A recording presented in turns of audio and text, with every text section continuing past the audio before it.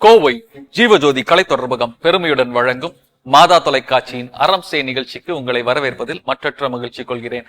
நான் உங்களில் ஒருவன் கேமி ஏஜே. படிப்பு சார்ந்த பயம் அல்லது தேர்வு சார்ந்த பயம், இது குழந்தைகளை மரணம் வரைக்கும் இட்டு செல்லும் அப்படிங்கிறது நமக்கு ஒரு வியப்பா இருக்கும். இதை பத்தி தான் நம்ம போன வாரம் பார்த்தோம். என்ன பார்த்தோம் அப்படிங்கறத ஒரு சின்ன ஒரு ரீகேப்பா பார்த்துட்டு வந்துருமா? ரிசல்ட் ஓரியன்டான டெத் எதுவும் நிறைய பார்த்திருக்கீங்களா? பேரண்ட்ஸ்னுடைய எக்ஸ்பெக்டேஷன்ஸ் தான் அந்த குழந்தைங்க அந்த ஒரு உணர்வை தூண்டுது. இந்த பிள்ளை இவ்வளவுதான் எடுக்கும்னு ஜட்ஜ் பண்றாங்க. எல்லாரோட ரொம்ப பேச மாட்டாங்க, இல்ல பயந்து போய் ரொம்ப படிப்பாங்க. மன்னிச்சுக்கிட்டு எனக்கு காப்பாத்து கெஞ்சுது. அந்த பையன்கிட்ட இன்னொரு பொண்ணு பேசுனது பொசசிவ் ஆகி இந்த பொண்ணு சூசைட். ஒரு சாதாரண ஜாப்ல இருக்கவங்க வந்து நம்ம தான் இப்படி இருந்துட்டோம், என்ன பண்ணிட்டு இருக்க, இது மட்டும்தான் அவங்க அம்மா கேட்டிருக்கிறாங்க. கடந்த வாரம் நம்ம என்ன பார்த்தோங்கிறத இப்போ ஒரு சின்ன ரீகேப்ல பார்த்தோம். தொடர்ந்து இந்த வாரமும் அதே தலைப்பில் விவாதிக்க இருக்கிறோம். விவாதம் தொடர்கிறது. அடலசன்ட் ஏஜ்ல இருக்கவங்க, மறுபடியும் அந்த 10 பருவத்தில் இருக்கவங்க தான் இந்த விஷயத்திலையும் வந்து உள்ள வர்றதுக்கான காரணம், வருவதற்கு விக்டிமா இருக்காங்க. எதனால ஐ மீன் இந்த எண்ணங்கள் வர்றதை வந்து அந்த குழந்தைங்க எப்படி தவிர்க்கலாங்கிறத எப்படி சொல்றது டாக்டர்? ஃபர்ஸ்ட் அண்ட் ஃபார்மோஸ்ட் நம்ம ஒரு என்ன புரிஞ்சுக்கணும்னா, காதல்ங்கிறது ஒரு லவ், காதல்னு சொல்ல மாட்டேன், லவ் அப்படிங்கிறது ஒரு நார்மல். ஓகேங்களா? அது எல்லாருக்குமே வருது. அது ஒரு அம்மாவுக்கு எனக்கு ஒரு லவ்வா இருக்கு, ஐ லைக் மை மாம், அல்ல அப்பாவுக்கு அந்த மாதிரி ஒரு லவ் அப்படிங்கிறது ஒரு நார்மல். ஆனா என்ன ப்ராப்ளம்னா, நம்ம ஒரு பெற்றோரா, ஒரு டீச்சரா, ஒரு சொசைட்டில நம்ம அது ஒரு தப்பு, அது ஒரு டேபு, அதை பத்தியே பேசக்கூடாது. அது ரொம்ப தப்பு. அது பண்றவங்க தப்பு, அதை பத்தி பேசுறவங்க தப்பு, அது சொல்றவங்க தப்பு, எல்லாமே நம்ம தப்புன்னு சொல்லும் போது, ஒரு சுகர் பேஷண்ட்டுக்கு ஒரு ஸ்வீட்டை கொடுத்து சாப்பிடாதேன்னு சொன்னா அதுதான் டச் பண்ண போகும். அதே மாதிரி குழந்தைங்களோட மனசும் அவங்க பிரெயின் க்ரோ பண்ற வரைக்கும் நீங்க என்ன வேண்டாம் நோன்னு சொல்றீங்களோ அங்கேதான் அவங்களுக்கு கை போய் வைக்க தோணும், அது போய் பண்ணவும் தோணும். லவ்ங்கிறது ஒரு நார்மல், இட் இஸ் நார்மல். அது முதல்ல நீங்க குழந்தைங்களுக்கு என்ன, நம்ம குழந்தைங்களுக்கு நான் முதல்ல என்ன எக்ஸ்பிளைன் பண்ணணும்னா, அது ஒரு பிரச்சனை இல்லை, அது நார்மல், ஓகே ஃபைன், அந்த மாதிரி வந்திருக்குது, தோணல் இருக்குது, ஓகே. ஆனா அதுக்கு இது ரைட்டான ஏஜ் இல்லை. நம்ம முதல்ல என்ன, நம்ம அவங்க அது டாபிக் ஓபன் பண்ணால ஒண்ணு கத்துறதுமா, சண்டை போடுறதுமா, அடிக்கிறதுமா, ரொம்ப நம்ம அந்த ஆப்போசிட்டா நம்ம போகும்போது குழந்தைங்க ஒண்ணு அதை மறைப்பாங்க, சொல்ல மாட்டாங்க. அப்படி இல்லைன்னா இந்த மாதிரி ஏதாவது பிரச்சனைங்க லாஸ்ட்ல வரும்போது நம்ம கண்டுபிடிக்கிறோம். ஃபர்ஸ்ட் நம்ம அது ஒரு நார்மல், அது ஒரு நார்மல் இமோஷன் அப்படின்னு நம்ம ஒரு அக்செப்ட் பண்ணணும் ஃபர்ஸ்ட். ரெண்டாவது, குழந்தைங்களோட உட்கார்ந்து பேசுற அளவுக்கு நமக்கு ஒரு மனப்பக்குவம் வேணும். ஒரு பெற்றோரை ஒரு ஃபர்ஸ்டே கோவப்படாம ஃபர்ஸ்ட் நம்ம என்ன பண்ணணும், அவங்க என்ன சொல்ல வராங்களோ அதை ஃபர்ஸ்ட் முழுசா கேட்கணும். ஓகே, இது முக்கியமான விஷயமா எனக்கு தோணுது, கேட்கறதுங்கிறது. பெற்றோரை நம்ம ஃபர்ஸ்ட் என்ன பண்ணுவோம்னா, சொல்லி அட்வைஸ் பண்ணி பழகி குழந்தை ஒரு சென்டென்ஸ் முடிக்கிறதுக்குள்ள நம்ம 4 அட்வைஸ் சொல்லிடுவோம். பெற்றோரா நம்ம ஃபர்ஸ்ட் அவங்க என்ன சொல்ல வராங்க, அவங்க 10 சென்டென்ஸ் சொன்னா நம்ம ஒரு சென்டென்ஸ் தான் ஆக்சுவலா சொல்லணும். ஸோ அவங்க என்ன சொல்ல வராங்கன்னு கேளுங்க. இவங்க சொல்ற மாதிரி அவங்க அந்த பொண்ணு போய் சொல்லியிருக்கா, அவங்க பேரண்ட்ஸ் கிட்ட சொல்லியிருக்காங்க, எனக்கு பிடிச்சிருக்கு அப்படின்னு போய் சொல்லியிருக்காங்க, இல்ல பண்ணாத, அதை மட்டும் சொல்லாம இன்னும் கொஞ்சம் உள்ள டீப்பா போய் எதனால பண்ண வேண்டாம்னு நான் சொல்றேன், ஏன்னா இந்த மாதிரி பிரச்சனைங்க வரலாம், இப்போ நீ படிக்கிற பொண்ணு, அவங்க வேற, இது நமக்கு அது சரிப்பட்டு வராது, நீ இப்போதைக்கு படி, அப்புறம் நம்ம பேசிக்கலாம் அப்படின்னு இன்னும் கொஞ்சம் ஒரு 10 சென்டென்ஸ் நீங்க அதை எக்ஸ்பிளைன் பண்ணி அவளுக்கு நீங்க சாதகமா நீங்க கொஞ்சம் பேசியிருந்தீங்கன்னா கண்டிப்பா அவ்வளவு சீக்கிரத்துல அந்த பொண்ணு பண்ணிருக்க மாட்டான். ரெண்டாவது, யார்கிட்ட போய் சொல்லுவான், அம்மாவே நீ அதை பத்தி பேசாத அப்படின்னு அம்மா சொல்லும் போது அந்த பொண்ணு வேற யார்கிட்ட போய் சொல்லுவா, அப்பா கிட்ட கண்டிப்பா பயமா இருக்கும், வேற யார்கிட்ட போய் சொல்லுவா, அதை பத்தியே நீ பேசாத, அதை பத்தியே நீ ஒண்ணு பண்ணாத. நீங்க முதலே வந்து சொன்னதே பெரிய விஷயம், வந்து சொன்ன பொண்ணு கிட்ட பேசாதன்னு சொல்லும் போது கண்டிப்பா உண்மையாலுமே எனக்கு அதுதான் தோணுச்சு. நீங்க சொன்ன போகும்போது இவ்வளவு போல்டா மற்றவங்க எல்லாம் பார்க்கும்போது அவங்க சொன்னது வந்து பயந்து போய் அம்மாக்கு தெரிஞ்சதும் போய் கமிட் பண்ணிக்கிட்டா அப்படிங்கறது ஒண்ணு.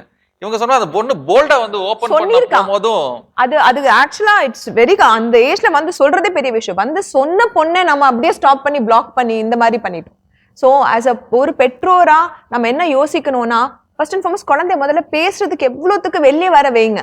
அதுக்கப்புறம் அதுல இருந்து நீங்க குழந்தைகிட்ட எக்ஸ்பிளைன் பண்ணி, இதுதான் பாசிட்டிவ்மா, இதுதான் நெகட்டிவ், இது இந்த மாதிரி பண்ணனா உனக்கு இது இந்த ஏஜ்ல சரிப்பட்டு வராது, பார்க்கலாம், அது தப்பு இல்லை, ஆனா இப்போதைக்கு அது தேவையில்லை, அப்படி உனக்கு ரொம்ப இதாக தோணுச்சுன்னா நீ வந்து அம்மா கிட்ட பேசு, பாப்போம் நம்ம என்ன பண்ணலாம், நம்ம பார்ப்போம் அப்படிங்கிற மாதிரி நீங்க அவளுக்கு சப்போர்ட் பண்ணீங்கன்னா கண்டிப்பா அந்த குழந்தைங்கிறது அதுல இருந்து கண்டிப்பா மீங்கும், கண்டிப்பா வெளியே வரும்.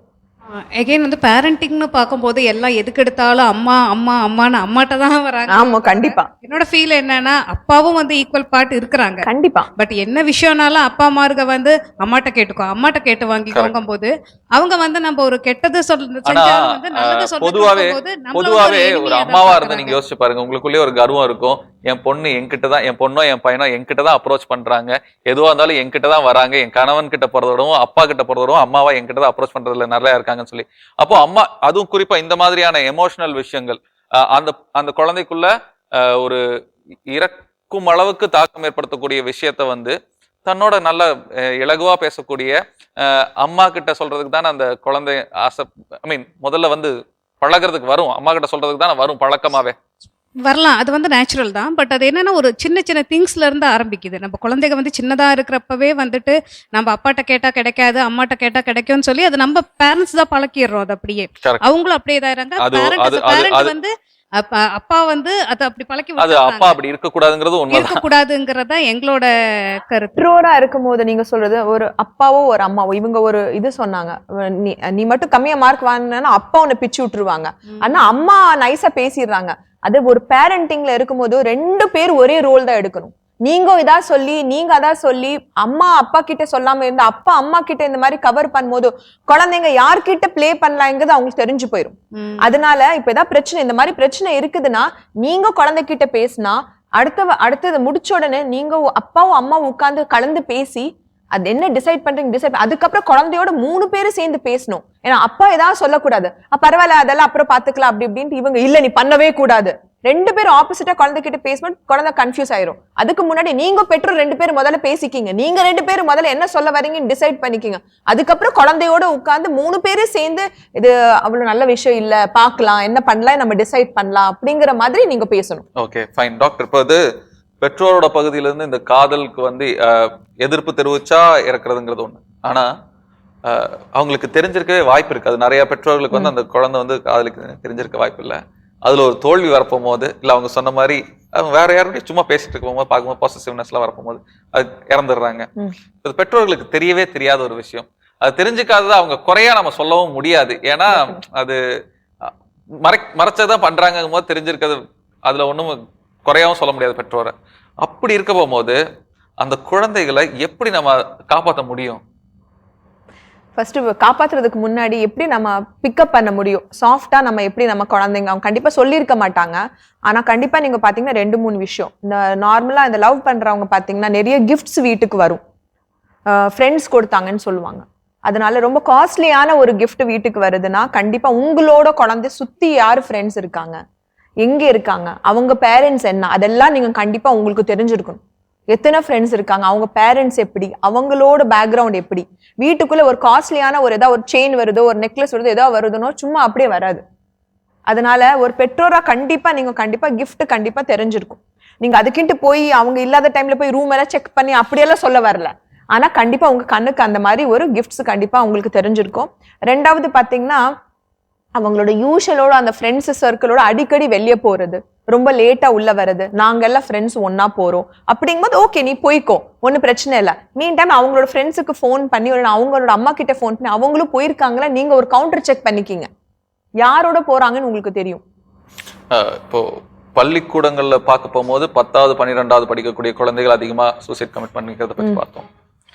இப்ப இந்த காதல் சம்பந்தப்பட்ட இதுல வந்து இறக்கக்கூடிய குழந்தைகளோட வயது என்னவா இருக்குது நீங்க பார்த்த வரைக்கும்? 18, 19, 20 அப்படி, அதாவது 18 வயசுக்கு மேல. ஓகே, பெரும்பாலும் பார்த்திருக்கக்கூடிய வயது 16 to 19, 16 வயசுக்கு மேல. ஓகே, 10th ஸ்டாண்டர்ட்ல இருந்தே இது பண்றாங்க, 15 இயர்ஸ்ல இருந்தே. ஓகே, இதுக்கான காரணம் என்னன்னு நினைக்கிறீங்க? இந்த 15-16 வயசுக்கு மேல இந்த குழந்தைகளுக்குள்ள இந்த இது காதல் வருவதும் இதை கண்டுபிடிக்கலாம் அப்படிங்கிறதையும் பெற்றோரை வந்து நீங்க அனலைஸ் பண்ணிருப்பீங்க இல்லையா, இப்படி வந்ததுன்னா இப்படி கண்டுபிடிச்சிடலாம் அப்படின்னு சொல்லி. இதுல ஒரு தோல்வி வந்துருச்சு அப்படிங்க போகும்போது அந்த குழந்தை கூட எப்படி எல்லாம் மிங்கிள் ஆகலாம் அப்படிங்கறத பத்தி நீங்க எதனா யோசிச்சிருக்கீங்களா, இல்ல இப்படி இருந்தா பெட்டரா இருக்கும் அப்படின்னு நீங்க நினைக்கிறீங்களா? குழந்தைங்க கூட நம்ம என்னைக்கும் வந்து பாசமாக இருக்கணும் சார். என்னென்னா இப்போது நம்ம வந்து அந்த குழந்தைங்க கூட உட்காந்து பேசுறதுலங்கும்போது என்னங்கன்னா எங்கே பாசம் நமக்கு கிடைக்குது, வெரி குட், அங்கே தான் அது போகுது. அப்போ வந்து நம்ம அடுத்த ஒரு ஆள் உள்ளே என்ட்ராகிறானா, அவர் மனசுக்குள்ள ஒரு ஆள் என்ட்ரானா அவன் கொஞ்சம் பாசமாக பேசுவான் அப்படியே. அப்படின்னா பாசம் எங்கே கிடைக்கும் அங்கே ஏமாந்து போகிறாங்க. இப்போ 12th படிச்சுட்டு ஒரு புள்ள வந்து காலேஜுக்கு போகிறா, ஃபஸ்ட் இயர் காலேஜுக்கு போகிறா. காலேஜுக்கு போகும்போது அந்த மேக்ஸிமம் எனக்கு அந்த ஸ்கூல் இது கூட இல்லை, 12th பாஸ் பண்ண அடுத்து காலேஜ் போகும்போது அவங்களுக்கு என்ன ஆகுது, அவங்களுக்கு ஒரு கான்ஃபிடென்ட் வந்துடுது. அப்படியே நம்ம ஒரு பெரிய ஆள் ஆயிரும் அந்த மாதிரி ஒரு இது வந்து என்ன. அப்புறம் ஃபேமிலிக்குள்ள நம்ம ஃபேமிலி அட்டாச்மெண்ட் இல்லை, ஹஸ்பண்ட் ஒய்ஃபு நம்ம குழந்தைக்கு உட்கார வச்சு பேசணும், எதாக இருந்தாலும் ஜாலியாக பேசணும். அப்படிங்கும் போது என்ன அந்த இது இல்லை, அந்த இல்லாத போது என்ன ஆகுதுன்னா நம்ம பாசம் எங்கே கிடைக்கும் நமக்கு, அந்த பாசம் அந்த ஒரு வெற்றிடம் இருக்கும் போது என்ன ஆகுதுன்னா அந்த வெற்றிடத்தை நிரப்புறது யாருன்னா ஒருத்தர் உள்ள நுழையிறான்.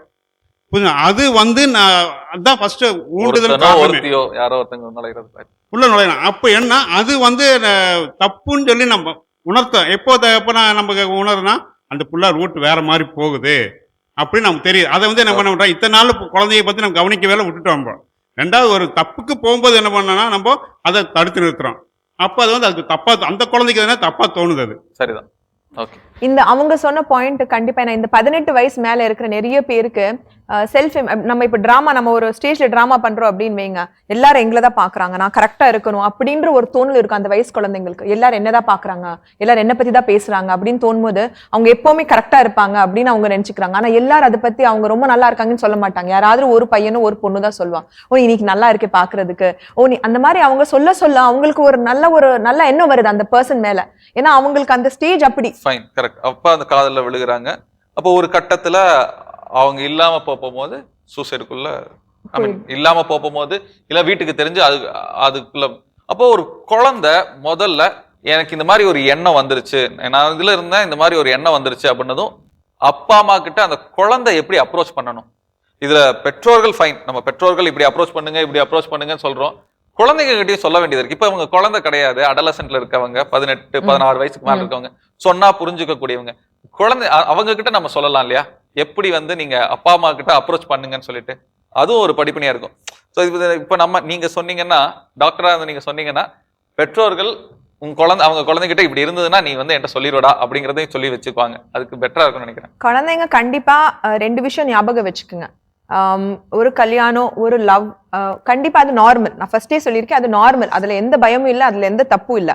ஆனா நீங்க அது எந்த எல்லத்துக்கு எடுக்கிறீங்களோ அதனால உங்களுக்கு என்ன பாதிக்குதுங்கிறதா பிரச்சனை. ஸோ கண்டிப்பா நீங்க உங்களோட நிலைமை ஃபர்ஸ்ட் பாத்துக்குங்க. நீங்க பண்றது உங்களுக்கு கரெக்டா தோணுதா? நீங்க அந்த நீங்க பண்ற விஷயத்துக்கு நீங்க 10 பொய் சொல்றீங்கன்னா அது தப்பு. ஒரு பொய் சொல்றதே தப்பு தான். அப்போ உங்களுக்கு அது தெரியும் நீங்க பண்றது கரெக்டா தப்பா. நீங்க தப்பா சொல்றீங்கன்னா அதுக்குன்ட்டு நீங்க ஏதாவது ஒரு தப்பு பொய் சொல்றீங்கன்னா கண்டிப்பா அது பண்றது தப்பு. சோ அது தப்பானா எதுக்கு தப்பு, யாருனால நான் தப்பு பண்றேன்? அதாவது எளிமையா சொல்லணும் அப்படின்னா, அப்பா அம்மா கிட்ட எதுவும் மறைக்கிற மாதிரி இருக்குது அப்படின்னா அது தப்பு அப்படிங்கிறது அந்த குழந்தைக்கு தெரிஞ்சிருக்குது. அப்போ பெற்றோர்கள் அந்த மாதிரி சொல்லிடலாம். நீ குழந்தைகிட்ட ஈஸியா இப்ப நீ வந்து என்ன வேணா பண்ணலாம், இந்த வயசுல லவ் வருது, காதல் வருது அப்படின்னா நீ தாராளமா விழுகலாம். ஆனா அதை என்கிட்ட இருந்து மறைக்கிற மாதிரி இருந்தது அப்படின்னா அதுல விழுகாத.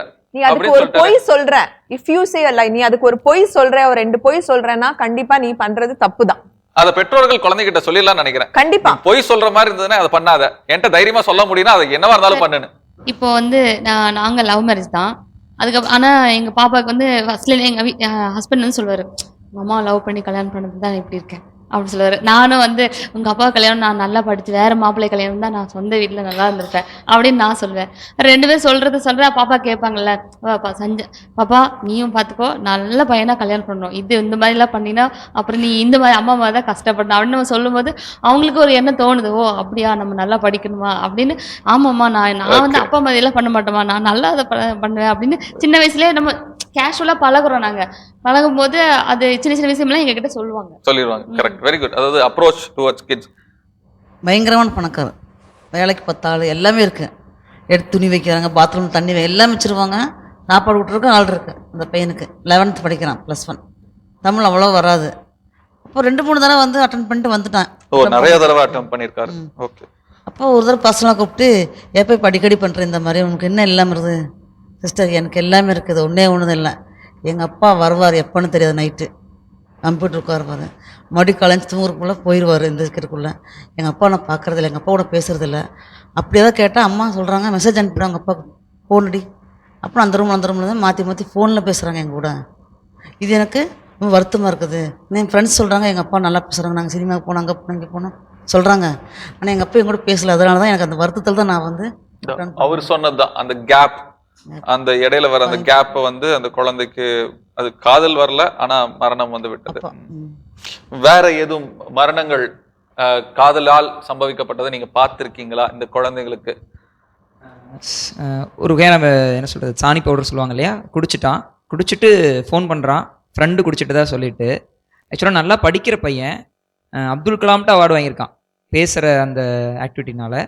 ரொம்ப நல்ல பையன், அவன் மேலே எக்ஸ்பெக்டேஷன் வச்சுருந்தோம் நாங்கள். தென் ஆஃபன், சரிங்களா. ஆனால் வந்து பார்த்தீங்கன்னா இவன் இறந்ததுக்கு அப்புறமா ஒரு 1 or 2 weeks கழிச்சு தான் தெரிஞ்சது இந்த பையனுக்கு லவ் அஃபேர் இருந்திருக்கு அப்படின்னு சொல்லிட்டு. யார் என்னென்னமோ காரணம் சொன்னாங்க, ஆனால் ரொம்ப பார்த்தோம் அப்படின்னு சொன்னால் இதுதான் சொல்கிறாங்க, லவ் அஃபேர் அப்படின்னு சொல்லிட்டு. யாராலையும் ஏற்றுக்க முடியல, நம்பவும் முடியல. ரொம்ப கஷ்டமாக இருந்துச்சு. நல்லா படிக்கிற பையன் இப்படி பண்ணிட்டான் அப்படின்னு சொல்லும்போது. இந்த ஒரு பர்டிகுலர் கேஸ் நம்ம பார்க்கும்போது முக்கியமான காரணம் என்னன்னு பார்த்தோம்னா, இந்த மாதிரி பிரச்சனைங்க யோசனை வரும்போதோ அவங்களுக்கு ஹெல்ப்புக்கு யாராவது இருக்கணும், யாராவது சப்போர்ட் வேணும். அவர் சொன்ன மாதிரி he was an orphan boy. ரெண்டாவது ஃபர்ஸ்ட் அண்ட் ஃபார்மோஸ்ட் ஃபேமிலி எல்லாம் இருந்தாலே பேசுறது இல்ல. அடுத்தது பாத்தீங்கன்னா இந்த மாதிரி யாருமே இல்லை சப்போர்ட்டுக்கு. அவன் பேசாம இருப்பா, சாப்பிடாம இருந்திருப்பா, அது கண்டுபிடிக்கிறதுக்கு யாராம இல்லாம இருந்திருக்கலாம். ஸோ சப்போர்ட் சிஸ்டம் கண்டிப்பா வேணும். யாராவது பார்க்கணும், ஏதாவது ஆச்சா, ஏதாவது பிரச்சனை ஆச்சா, என்ன ஆச்சு, என்ன நடக்குது, யாராவது கண்டுபிடிக்கணும், பேசணும். அந்த சப்போர்ட் சிஸ்டம் ரொம்ப ரொம்ப முக்கியம் இந்த பிரச்சனை இருந்து நீக்கி வெளியே வர்றதுக்கு. சார், நான் நர்ஸஸ்ட்டு ஒரு கேள்வி கேட்க ஆசைப்பட்றேன்.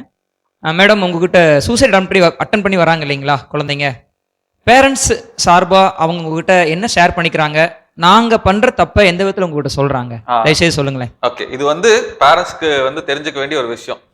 இப்போ நீங்கள் வந்து பார்த்த கேசஸில் அந்த பொண்ணோ அந்த பையனோ அந்த அடலசன்ட்ல இருக்கவங்க பெற்றோர்கள் சார்ந்து எதுனா அவங்க கம்ப்ளைண்ட் பண்ணியிருப்பாங்க இல்லையா, கம்ப்ளைண்டோ இல்லைன்னா எங்கள் அப்பா அம்மா அப்படின்ற மாதிரி இப்படி இருந்திருக்கலாம் அப்படிங்கிற மாதிரி எல்லாம் சொல்லியிருக்க வாய்ப்பு இருக்கு இல்லையா, அந்த மாதிரி எதுவும் இருக்குதா அப்படின்னு கேட்குறாங்க.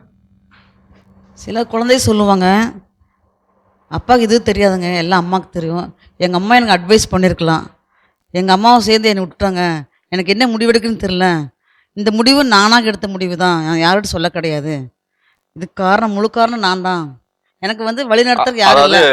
அப்பா அம்மா 2 பேரும் வந்து யாராச்சும் ஒருத்தங்களேன்னு பேசியிருக்கலாம், அப்பா இல்லைன்னா அட்லீஸ்ட் அம்மா வேணும் பேசிக்கலாம் ஏக்கமா சொல்லும் அந்த குழந்தை. எனக்கு வழி நடத்த யாரும் இல்லை, எனக்கு அட்வைஸ் பண்றவங்க யாரும் இல்லை, செல்ஃப் நானே எடுத்து முடிவு எடுத்தேன், அந்த நேரத்துல இது பண்ணிட்டேன் அப்படின்னு சொல்லிட்டு. வேற யாருக்கும் வந்துட்டு என்ன சொல்றாங்கன்னா, ஃபர்ஸ்ட் டே எதுவும் சொல்ல மாட்டாங்க, எதுவுமே பேச மாட்டாங்க, நாங்கள் கேட்கவும் மாட்டோம். செகண்ட் டே லைட்டாக அந்த ஆன்சர் வந்து அவ்வளோ பர்ஃபெக்டாக வராது. தேர்ட் டே தான் அவங்க ஸ்டார்ட் பண்ணுவாங்க பேசுறதுக்கே. அப்போ கேட்குறப்ப தான் அவங்க சொல்லுவாங்க, பேரண்ட்ஸில் வந்து மேக்சிமம் அம்மா தான் எங்களை வந்து ரொம்ப ஸ்ட்ரிக்டா இது பண்றாங்க. அம்மா ஸ்ட்ரிக்டா இருப்பாங்கங்கறாங்க. ஓகே. எங்களுக்கு வந்துட்டு அம்மா கிட்ட எதுவும் சொன்னாதான் ப்ராப்ளம் ஆகுது அப்படிங்கிற மாதிரி தான் சொல்லியிருக்காங்க எங்களுக்கு தெரிஞ்ச வரைக்கும். ஓகே, நீங்களும் ஒரு அம்மா தான். அதனால தான் சொல்றேன். ஆனா அம்மாக்கள் ஸ்ட்ரிக்டா இருக்கிறதுனால அந்த ஒரு நிமிஷம் அவங்களுக்கு மைக் கொடுங்க. அம்மாக்கு ஸ்ட்ரிக்டா இருக்கிறதுனால குழந்தைகள் அந்த அவங்க கிட்ட ஷேர் பண்ணிக்க முடியாம போயிருக்கு. அப்பா அவங்க மேக்சிமம் அவங்க இன்வால்வ் ஆக மாட்டாங்கல்ல அதுல. எதுனாலும் பேரண்ட்ஸ் ஃபர்ஸ்ட் வந்து சொல்றதே நம்ம கிட்ட தானே சொல்லுவாங்க. ஓகே, அம்மா கிட்ட தானே. அந்த அம்மாவும் ஸ்ட்ரிக்ட்டா இருக்க போகும்போது பேச வழி இல்லாம அந்த குழந்தை இந்த மாதிரி போறதுக்கு இந்த மாதிரி ஃபர்ஸ்ட் வந்து அம்மாட்ட சொல்லிடுவாங்க, ஃப்ரெண்ட்லியா இருக்கனால அம்மாட்ட சொல்லிடுவாங்க. அம்மாவும் அதை கேட்டுட்டு விட்டுருவாங்க. அப்புறம் கொஞ்சம் ஒரு 2-3 நாள் ஆச்சுன்னா அவங்க எல்லாமே சந்தேக கண்ணோடய பார்ப்பாங்க. ஒரு விஷயத்த சொல்லிட்டேன்னு வச்சுக்கோங்க, இப்போ லவ் பண்ணுறாங்க அப்படின்னு சொல்லிட்டேன்னு வச்சுக்கோங்க, சரி இப்போ வேண்டாம் அப்படின்னு அட்வைஸ் பண்ணி ஓகே சொல்லிடுவாங்க. அப்புறம் 2-3 நாளுக்கு அப்புறம் அவ பண்றது எல்லாமே அவங்களுக்கு பெண்களின் மனநிலை அந்த துருவிக்கிட்டே இருக்க அவங்களுக்கு வந்து அது ரொம்ப இவங்களுக்கே பயம் வந்துடும். அம்மா இப்படி தப்பா நினைச்சுக்கோங்க, அம்மா தப்பு. அப்போ அவங்களுக்கு கூட இருக்க அந்த பாண்டிங் கூட ரொம்ப விலகி போகுது. அதுக்கப்புறம் தான் அவங்க அந்த சூசைட் அட்டன் பண்றதுக்கு போறாங்க. அதுக்கப்புறம் கேட்டாங்க அதான் சொல்லுவாங்க, ஃபர்ஸ்ட் நான் அம்மாட்ட சொல்லிட்டேன், அதுக்கப்புறமா அது ஒரு மாதிரி எனக்கு ஒரு கில்ட்டியா இருந்துச்சு அப்படின்னு சொல்லுவாங்க. இது அம்மாக்களுக்கெல்லாம் ஒரு வித்தியாசமான விஷயமா தோணலையா? பெரும்பாலும் அம்மாக்கள்கிட்ட சொன்னா ஈஸியா சால்வ் ஆயிரும் சொல்ல போகும்போது அம்மா கிட்ட சொன்னதுனால ஒரு பிரச்சனை வரும், அம்மா கிட்ட சொல்லலாமான்னு பயந்து நடக்கிறதும் இருக்குது. இது அம்மாக்களுக்கு ஒரு பெரிய ஒரு வித்தியாசமா தெரியலையா உங்களுக்கு? இல்ல, அப்படி சொல்ல முடியாது. இந்த மாதிரி அவங்க பயப்படுறாங்க, ஏன்னா மற்ற விஷயங்கள்லாம் எங்கள்கிட்ட போல்டா தான் பேசுறாங்க. அவங்க ஒன்றும் எங்கள்கிட்ட பயந்துட்டு அப்படி நடுங்கிட்டுலாம் இல்லைங்க, கேஷுவலா தான் இருக்கிறாங்க. பட் சில விஷயங்கள்ல நாங்க எங்களையும் அறியாம அவங்கள ஒரு விதமா பயமுறுத்திருக்கலாம். Correct. எங்களோட ஒரு ஃபீலிங்ஸ் வந்து அவங்கள வந்து சரி இந்த இது சொன்னோன்னா அம்மா எமோஷனல் ஆயிடுறா, இது சொன்னா அம்மா இதாயிடுறா, அதனால அவங்க அதை மறைச்சிட்டு இருந்திருக்கலாம். ரெஸ்ட்ரிக்ஷன் அவங்களுக்குள்ள ஆமா, போட்டுக்கிட்டு. அவங்களுக்குள்ள அவங்க ரெஸ்ட்ரிக்ட் பண்ணிட்டு இருந்திருக்கலாம். இந்த லவ் மேட்டரை பொறுத்த மட்டுக்கும் அம்மா மட்டும் சொல்ல முடியாதுங்க. அம்மா வந்து எல்லாத்துக்கும் பயப்படணும். அப்பாவுக்கு ஃபேமிலி, அப்பா ஃபேமிலிக்கு, அம்மா ஃபேமிலிக்கு எல்லாருக்கும் சேர்ந்து பயந்தது. அதோட மொத்த இதுதான் அல்டிமேட்டா நாங்க இது வந்து பெற்றோர்கள் மேல குறை சொல்லறதுக்கு எதுவுமே கிடையாது. பெற்றோர்கள் மேலயும் அந்த பியர் பிரஷர் வருது, குழந்தைங்க குழந்தைங்க மேலேயும் மேலயும். அது வருதுங்க. ஓகே. அவங்க சொன்ன மாதிரி நிறையா மதர்ஸ் எப்படியாவது குழந்தைய காப்பாற்றுங்க, அவங்களுக்கு என்ன பிரியமோ அதை நாங்கள் செஞ்சு வச்சிடறோம்னு நிறைய பேர் அவங்க குழந்தைய காப்பாற்றுறதுக்கு தான் முயற்சி பண்ணுறாங்க. எல்லாம் முடிஞ்சதுக்கு அப்புறமா வந்து காப்பாத்த முயற்சி பண்ண சொல்றது ரொம்ப மனசுக்கு சங்கடமான ஒரு விஷயம் தான் அது. அந்த டைமில் வந்து பெற்றோர் கம்ப்ளைண்ட் பண்ணுறதில்ல, என்னங்க ஃபேட் அதான் சொல்கிறாங்க. எங்களுக்கு எதுவுமே தெரியாது, அப்பா நல்லவங்களும் அம்மா நல்லவங்களும் வர்றவங்க யாருக்குமே தெரியாது.